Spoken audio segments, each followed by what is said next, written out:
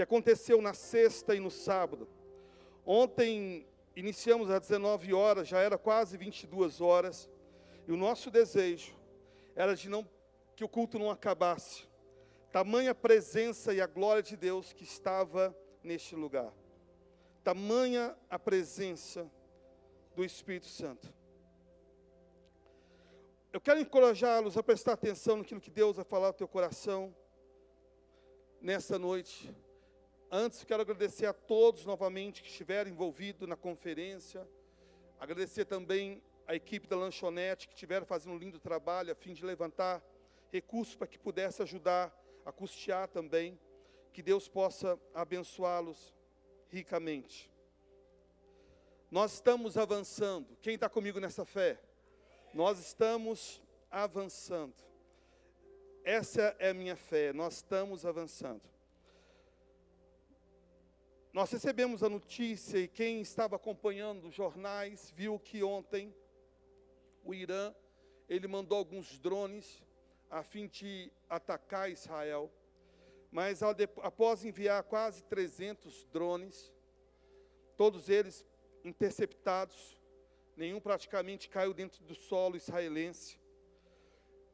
O Irã, ao final do dia, comunicou que já estava finalizado, o recado já estava dado, e que ali estava encerrando, que não se tratava de uma guerra, mas de apenas uma resposta para que Israel não fizesse o que fez ao destruir o consulado do Irã na Síria, que ocasionou a morte do general iraniano. O que eu quero dizer com isso? A estratégia de guerra do Irã foi enviar os seus drones apenas como um aviso para Israel, dizendo: Israel, nós podemos chegar no seu território a hora que nós quisermos. Porque entre o Irã e Israel, você tem ali a Jordânia e também tem o Iraque. Então ele comunicou dizendo: a hora que nós quisermos, nós podemos chegar aí. Uma estratégia de guerra, de intimidação. Com isso, Israel reuniu-se durante todo o dia, para saber se iria responder ou não.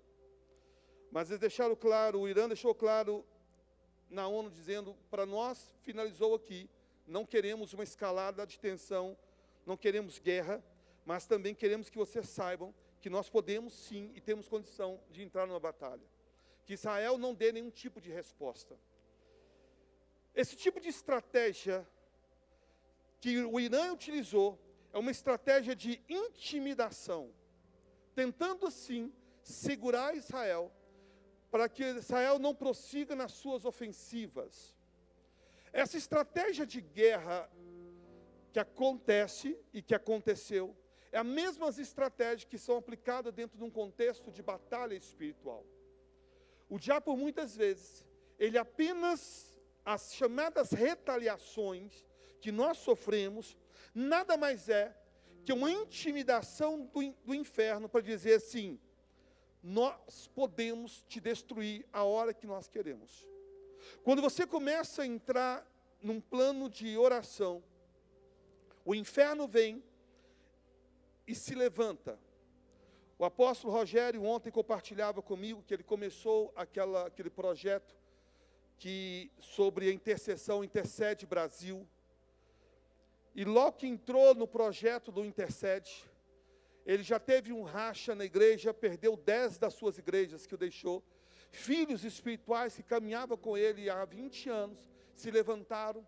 Problema sério acontecendo no meio ministerial, logo após o início. E ele falando comigo ontem: apóstolo, eu vou prosseguir, mas o senhor não tem noção do que está acontecendo. Minha esposa, problemas que está ocasionando. O que é isso? Retaliação. Ele se levanta a intercessão, e o inferno fala assim para ele: nós podemos destruir este ministério. E utiliza de alguns, que às vezes não estão vigilantes, e vem a retaliação. A estratégia das trevas é isso.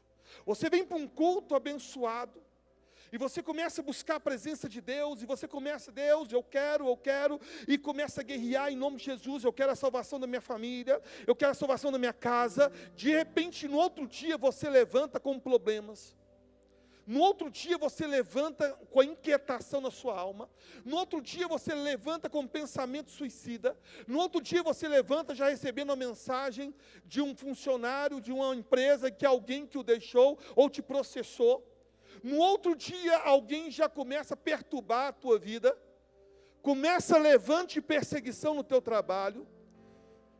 E você não percebe, mas é uma retaliação dentro de um campo de guerra, o inferno dizendo, para a sua ofensiva. Para agora o que você está fazendo. A fim de nos neutralizar. Se você observar por muitas vezes que você se posicionou, logo depois vieram notícias que entristeceu a sua vida. São estratégias de guerra que o inferno utiliza para nos paralisar. E aí, o que acontece? Nos falta maturidade de guerra espiritual. E a gente agora, o que a gente faz? A gente se deixa levar. E ficamos agora acuados diante da retaliação das trevas. E é sobre isso que eu vou estar falando. Eu quero nessa noite descortinar os ataques do inimigo na sua vida, para que você esteja ciente acerca deles. Ciente acerca deles. O que faz diferença numa guerra espiritual chama-se maturidade. Chama-se o que, gente? Maturidade. Se eu chamar, você identifica se você já está alcançando maturidade ou não. Eu vou dar 2 exemplos de imaturidade. Se eu chamar uma criança aqui à frente, e eu perguntar a essa criança, você quer um pirulito agora, ou você quer ir no parque daqui a um mês? Certamente essa criança vai dizer, eu quero pirulito agora. Porque uma das coisas da imaturidade é justamente a pressa, é a ansiedade. A gente muitas vezes aceita aquilo que é rápido, que é um fast food, que está à nossa disposição, entrega rápida, do que aguardar o tempo de Deus para receber algo muito maior que Deus tem reservado para a nossa vida. A imaturidade te leva a escolhas erradas.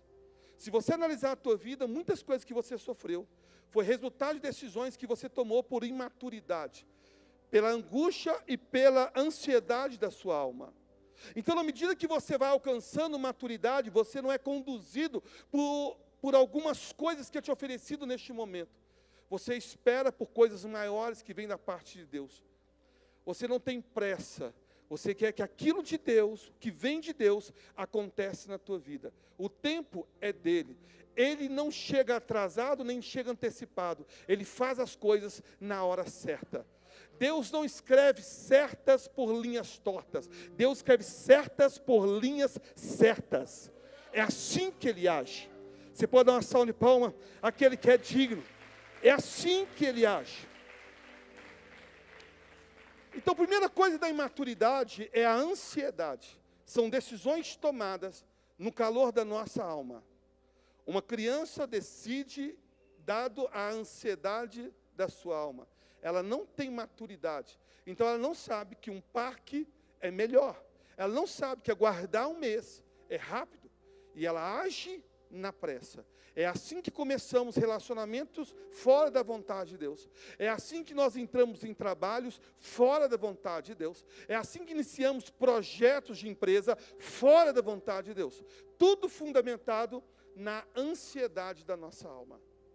A segunda coisa da maturidade, da imaturidade. A imaturidade, quem é imaturo, ele não tem um histórico de sofrimento. Porque o que te ensina é o sofrimento.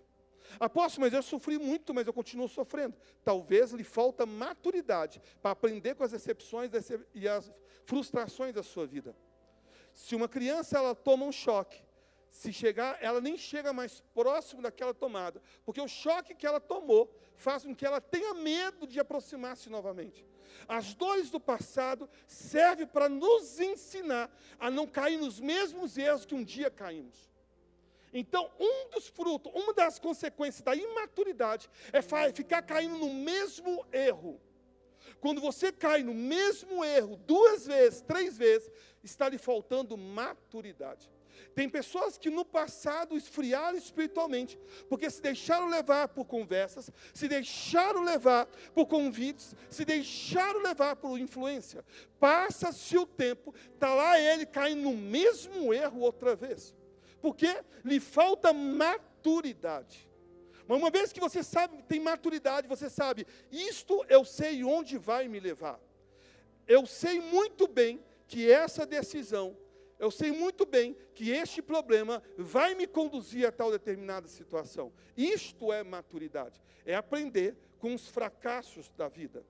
Se você conversar com alguém que hoje é bem sucedido naquilo que faz, espiritualmente falando, financeiramente falando, ele tem um histórico de frustrações, de decepções, de traições. Por quê? Porque nenhuma escola na nossa vida é tão importante, tão fundamental do que a escola das decepções. Nada te ensina mais do que as decepções. Nada te ensina mais do que o sofrimento. Nada te ensina mais do que as frustrações. Você vai conversar com este homem, com essa mulher, e ele vai relatar para você as frustrações que teve ao longo da sua caminhada, ao longo da sua vida. Então, nós precisamos, antes de tudo, termos maturidade espiritual, para que possamos romper naquilo que Deus tem para a nossa vida. Eu disse isso, que a estratégia do diabo, e sempre eu falo, é tentar causar letargia através de retaliação, nos paralisar. Eu vou falar sobre algumas estratégias que ele faz, para que hoje você esteja consciente da sua ação e haja com maturidade. Você possa ver claramente a ação do inimigo contra a sua vida, contra a sua casa. Isso ele faz há milhares de anos. No Salmo 91, que é um salmo que os rabinos, eles definem, os rabinos, eles acreditam que seja o salmo escrito por Moisés. Apesar que a Septuaginta vai dizer que se trata de Davi, mas só que ao longo da história se entende que, de fato, pela toda a sua transcrição, está ligado mais a um acontecimento do deserto. Ele diz o seguinte, começa a leitura, o salmo chamado Salmo de Guerra, ele fala assim, o que habita no esconderijo do Altíssimo, e descansa à sombra do Onipotente. Ele diz ao Senhor, o meu refúgio e o meu baluarte, o Deus meu em quem eu confio. E agora ele começa a discorrer sobre uma guerra espiritual. Ele vai dizer, pois ele te livrará do laço do passarinheiro.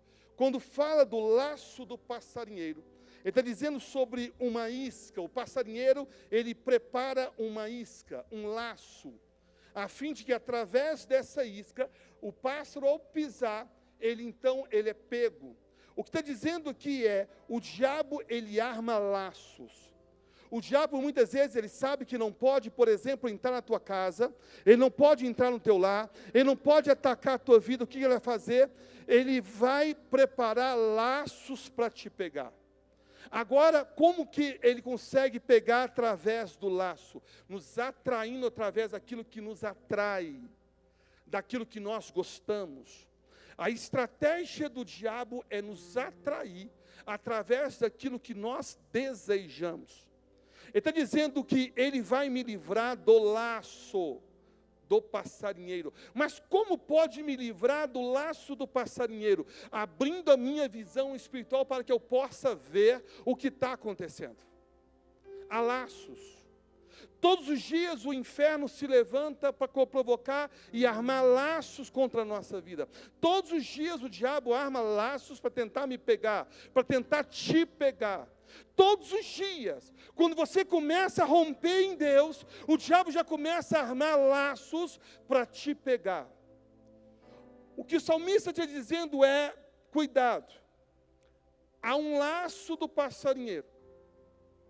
E quando ele fala, aqui o próximo está dizendo uma questão da peste perniciosa. Ele está dizendo a respeito dos abismos. Está dizendo a respeito daquilo que muitas vezes destrói nossa vida. Perniciosa é abismo, é secreto, é escondido, é oculto. Olha a estratégia. Ele arma a fim de nos pegar, a fim de nos tragar. E isso vai nos conduzir a uma caverna, a um abismo. Quantas pessoas que estão hoje mergulhadas num abismo espiritual. Quantas pessoas que hoje estão tragadas e travadas dentro de um abismo espiritual. E é onde ocorre, apóstolo, essa maior guerra espiritual. No 5 você vai entender, não te assustará do terror noturno, nem da seta que voa de dia. Como assim? Eu não entendi. Eu já falei com vocês que a maior estratégia do diabo, falei isso várias vezes, é atacar a nossa mente.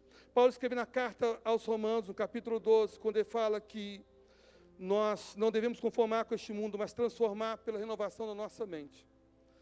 O que Paulo está dizendo é, precisamos renovar a nossa mentalidade. Porque a nossa mente é a primeira a ser atacada. Enquanto eu estou falando aqui, a sua mente está sendo atacada aí.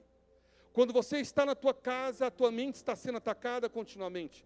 Quando você está no teu trabalho, a tua mente está sendo atacada continuamente. O diabo, ele vai atacar na tua mente, por quê? Porque a mente, ela vai influenciar diretamente as tuas emoções, as suas reações. É por isso que ele ataca a sua mente constantemente. A sua mente será atacada. A chamada seta é justamente a mente sendo atacada. Agora, qual é o ataque da mente? Existem 3 ataques principais da mente. Primeiro ataque da mente, no medo. Qual é o primeiro? Medo. O diabo sabe muito bem que o medo, ele é capaz de nos paralisar. O chamado pavor noturno é uma maneira de o diabo atacar a nossa mente pelas madrugadas, a fim de povoar na nossa mente uma percepção e um sentimento de medo. Quem já sonhou com demônios aí, levanta a mão. Vários. E todos os demônios que você sonhou, você sentiu medo. Por mais que você tenha guerreado espiritualmente, mas naturalmente você sentiu medo. Se você observar, demônio sempre vai aparecer numa figura extremamente assustadora, apavorante. Por que isso? É a figura deles assim? Não. A Bíblia fala que demônios, na verdade, se trata de anjos caídos. Então, a sua feição não é a feição de medo. São anjos. São anjos caídos. A sua feição, a verdade, demônios, quando ele vai aparecer, na verdade, para pessoas, é naquilo que você tem de mais belo e mais bonito. Mais belo. Você está esperando um demônio com rabo, com chifre, mas não é assim que acontece. Apóstolo, mas eu vi a imagem de Bafomete. Não se trata disso.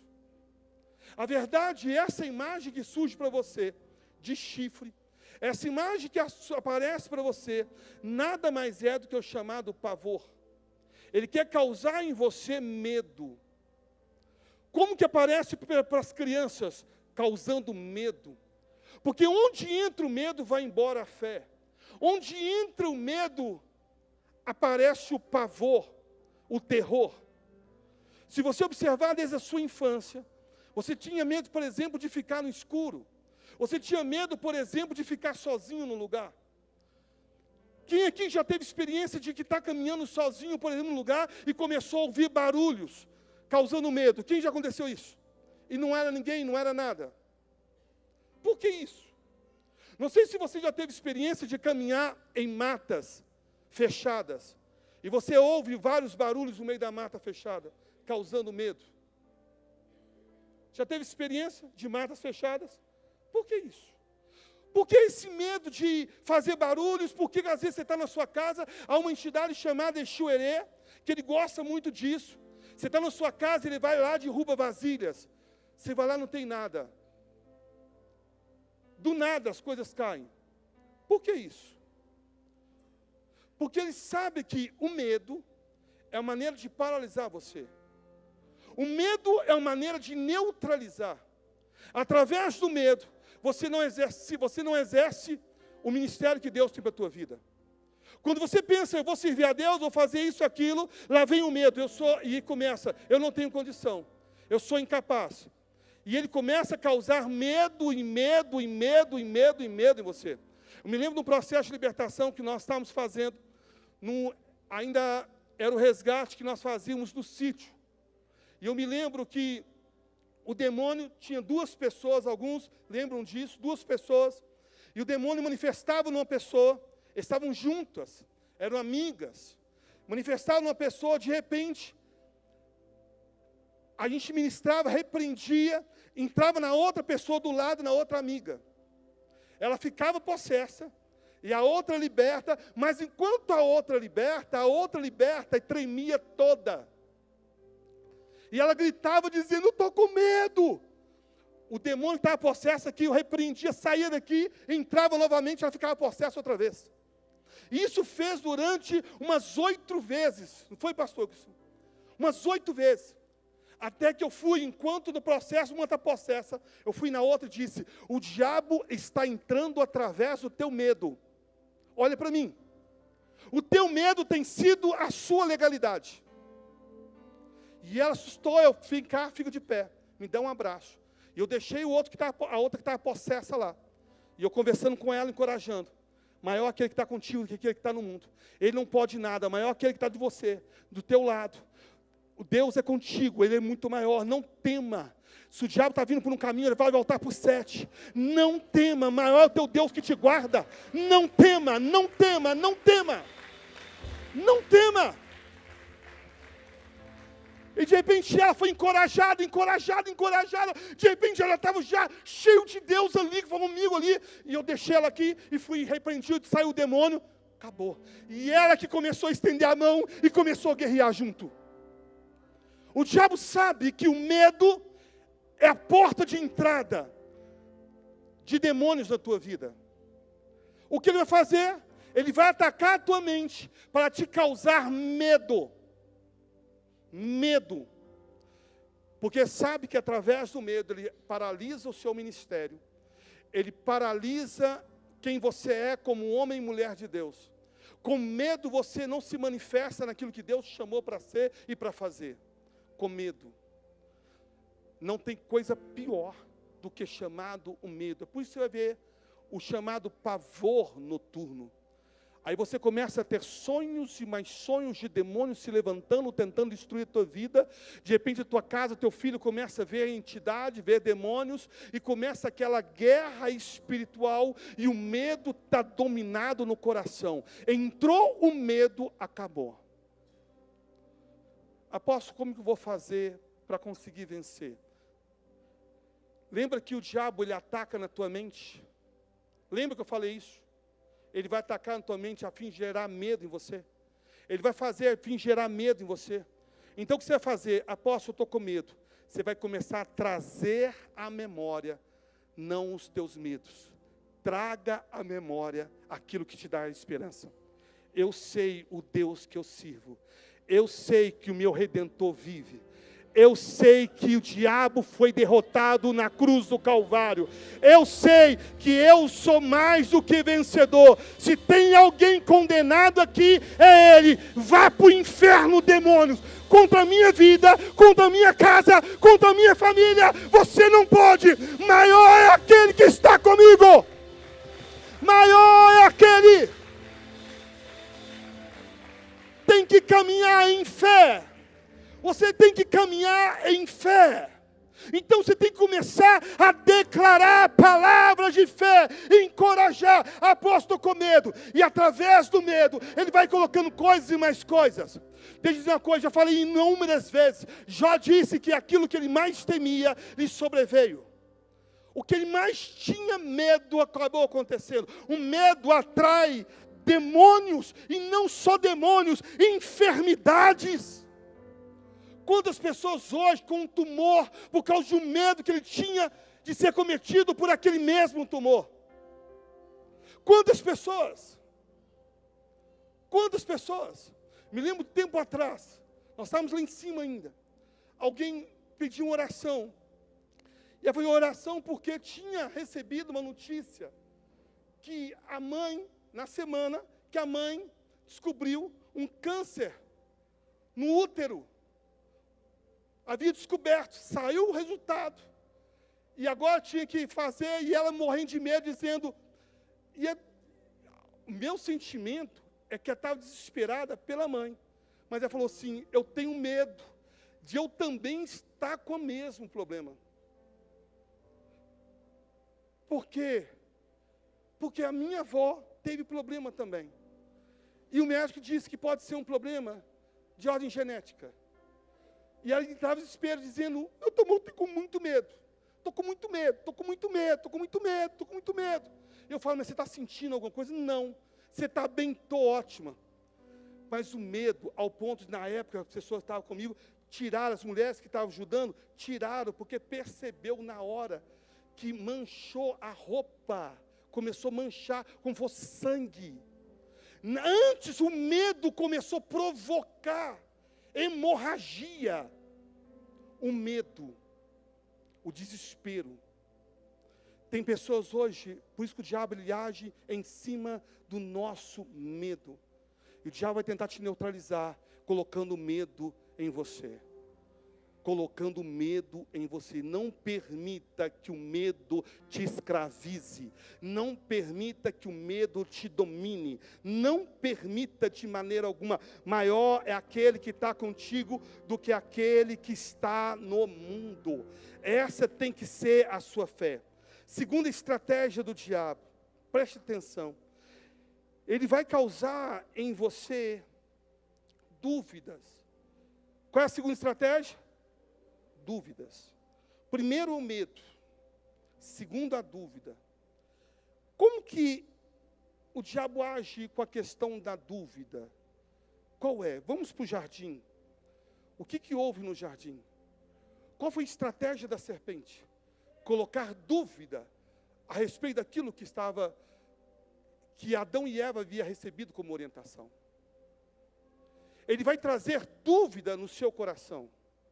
Ele vai tentar distorcer algo dentro de você. A dúvida é a pior coisa que existe. Uma pessoa que está com dúvida se vai casar ou não, é melhor não casar. Uma pessoa que está em dúvida se abrir um negócio ou não, é melhor não abrir. A dúvida, ela impede você de tomar decisões de acordo com a vontade de Deus. A dúvida te paralisa. E o que o diabo faz? Por muitas vezes ele sabe que não pode te tocar. Ele vai causar dúvida no seu coração. Ele vai causar dúvida em você. E você vai começar a ficar, e você está aqui no culto, e você vai começar, será que é verdade ou não? Dúvida. Você está lendo a Bíblia e você começa a dizer, será que é verdade isso ou não? E você começa a olhar sobre Deus, será que tem tantas religiões no mundo? Será que a minha religião é certa ou não? Tem tantos outros deuses que eles chamam por aí. Será por que o nosso Deus é o único Deus? A dúvida. Ele causa dúvida em você, porque a dúvida naturalmente vai agora conduzir a sua própria vida. Uma pessoa com dúvida, ela não sai do lugar. Uma pessoa com dúvida, o que causa muito crises de ansiedade? Dúvidas. Converse com alguém que está em uma crise de ansiedade. Converse com alguém que está vivenciando uma crise de ansiedade. Aquela crise começou a partir de uma dúvida, de uma decisão que ela tem que tomar, mas ela não consegue tomar. O jogar essa decisão para frente causa nela ansiedade. Dúvida. O que o diabo faz? Gera dúvida na nossa alma o tempo inteiro. E ele vai causando dúvida dentro da gente. O que fez no Éden, Adão e Eva não estavam em pecado. Ninguém pode dizer, havia a semente do pecado, porque eles não haviam caído ali. A estratégia das trevas ali eu vou colocar dúvida, será mesmo que você vai morrer, ou será conhecedor do bem ou do mal? A dúvida, através de perguntas, ele consegue causar dúvida em você. E você não percebe isso. Aqui eu vou para a última parte, das chamadas, a contaminação dos pensamentos. Como é que ele faz? Assim como ele faz a questão da dúvida, ele vai causando agora contaminação dos pensamentos. O que é contaminação dos pensamentos? Quando o Senhor fala, eu que sei, que pensamento que tem acerca de vós, eu que sei, porque os seus pensamentos não são bons. Os seus pensamentos não são bons. O problema é que ele começa a contaminar o nosso pensamento. Como que ele contamina o nosso pensamento? Ele fala ao nosso ouvido, na primeira pessoa. E você acha que são os seus pensamentos, quando na verdade não é os seus pensamentos. Ele falando no teu ouvido, na primeira pessoa. Aí você, do nada, você está assim, de repente vem um pensamento na tua mente, e você continua naquele pensamento. E você não sabe por que aquele pensamento veio do nada. Ele não veio do nada. Uma seta, uma confusão mental, uma confusão de pensamento. De repente você está aqui todo animado, todo bem, todo feliz, de repente cai o seu semblante, vem alguma coisa na tua mente, você começa a ficar triste, angustiado, sua fisiologia altera, você começa a ficar nervoso, agitado. Por quê? Porque lançou na tua mente uma confusão mental. O diabo não pode ler a tua mente, mas ele pode soprar na sua mente. Ele pode sugerir a sua mente pensamentos. E você não consegue ouvir, porque fala isso dentro de um plano da sua alma. É mais do que o seu ouvido. E de repente você olha assim, mas eu naturalmente não pensaria nunca sobre isso. E está lá você pensando. Alguém uma vez falou comigo assim, apóstolo, quando eu assustei, eu já estava diante de um lugar para me jogar. Eu estava diante de um local, já estava prontinho para me jogar. Eu falei assim, mas o que houve? E ele começou a chorar. E falou assim, nada. Nada. Como assim? Nada. Quando eu me vi, eu já estava querendo me jogar. Pensamentos, confusão de pensamentos. Quantas pessoas hoje que estão com a sua mente confusa, porque o diabo está soprando, jogando muito de coisas na mente dele o tempo inteiro. O tempo inteiro, o tempo inteiro, o tempo inteiro, o tempo inteiro, o tempo inteiro. O diabo trabalha 24 horas lançando. É a chamada seta que voa de dia. Essa seta que voa de dia são os pensamentos que ele joga 24 horas na tua mente. E de repente começa a vir pensamentos, e você começa, às vezes você gostava de alguém, você deixa de gostar. Você amava tua esposa, agora você está olhando tua esposa de uma forma diferente. Você, como assim? Eu confiava na minha esposa até ontem, e agora eu acho que ela está arrumando alguma coisa, está aprontando alguma coisa. Alguém um tempo atrás falou comigo assim, apóstolo, sinceramente eu não consigo, parece que eu não consigo confiar na minha esposa.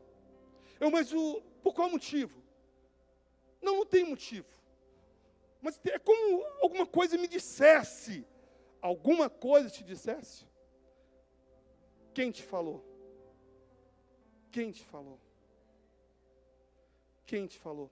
Quando o Senhor foi falar com Adão, Adão falou assim, olha, Senhor, percebemos que estavam nus, sentimos vergonha. A pergunta do Senhor para Adão é, quem te fez saber que você estava nu? Quem te fez saber? Quem te falou? Quem que falou com Adão? Adão, você está nu, corre. Quem te fez saber? Quem condenou a nudez de Adão e Eva ali? Quem te fez saber? A pergunta dele é, quem te fez saber? A pergunta que você tem que falar é, de onde está vindo esses meus pensamentos? Quem me fez pensar dessa forma? Quem me fez pensar dessa maneira? De onde está vindo esses meus pensamentos? Porque ontem eu queria, hoje não quero mais. Ontem eu estava apaixonado, hoje não quero nem mais olhar para minha esposa, não quero olhar mais para meu marido, não quero mais fazer mais nada. Quem me fez pensar isto? Quem me colocou numa cama? Quem me colocou prostrado em depressão? Quem me colocou prostrado doente? Quem? Certamente a resposta não foi o Senhor. Quem te fez saber? As setas que voam de dia. O diabo, ele trabalha nessas 3 linhas da nossa mente. Ele vai investir ao causar medo em nós. Ele vai gerar dúvida na nossa alma. E ele vai atacar os nossos pensamentos. E de repente, dentro dos pensamentos, ele vai te dar agora argumentos. E aqui eu termino. Por que argumento? Porque a nossa alma precisa de argumento para se apoiar numa decisão. A nossa alma necessita de argumento.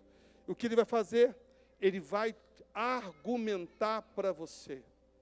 Ele vai argumentar a sua decisão de abandonar o Senhor. Ele vai argumentar a tua decisão de não conseguir continuar fazendo aquilo que Deus chamou para fazer. Ele vai argumentar para você um motivo para que você possa deixar o teu casamento. Ele vai argumentar para você um motivo para sair do teu trabalho. Ele vai argumentar para você um motivo para sair da tua igreja. Ele vai argumentar para você um motivo para que você possa tomar uma decisão que não é de acordo com a vontade de Deus, mas de acordo com a vontade daquele que causou uma confusão na sua mente. Essas estratégias já funcionam há milhares de anos. E o diabo sempre está repetindo a mesma.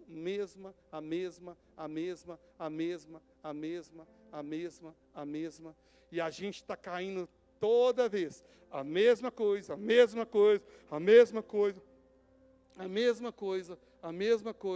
O diabo fala, pode tentar novamente, que vai cair outra vez. Vai lá e cai e levanta.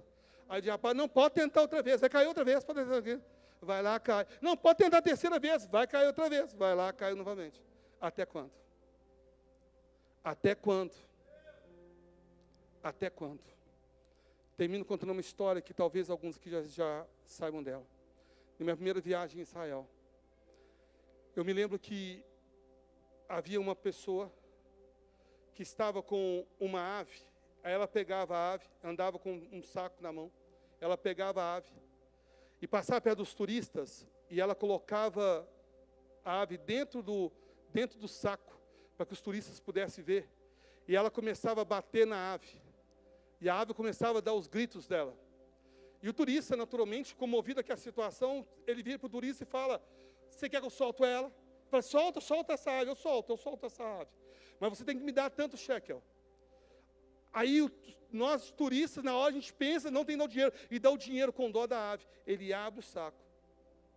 E ele solta a ave aos nossos olhos. E a gente fica feliz. Aí uma dessas vezes, alguém que está do lado do guia fala assim, olha, vocês caíram numa pegadinha que tem aqui dos árabes. Como assim? Observa aquele garoto. Ele faz com os turistas, solta a ave. Logo depois ele se afasta, vai para uma outra região. Só dá um suvio, levanta o dedinho, a ave volta e pousa no seu dedo novamente. A ave já é viciada a apanhar e voltar para o mesmo lugar. Tem gente que é assim, está acostumado a apanhar e voltar sempre para a mão do diabo. Apanha. Jesus paga, liberta, ele volta novamente. Até quando? Até quando? Uma vez livre para Deus. Uma vez liberto para servir o teu Redentor. Uma vez de Deus até a eternidade. Você pode dar uma salva de palma, aquele que é digno. Aleluia, aleluia.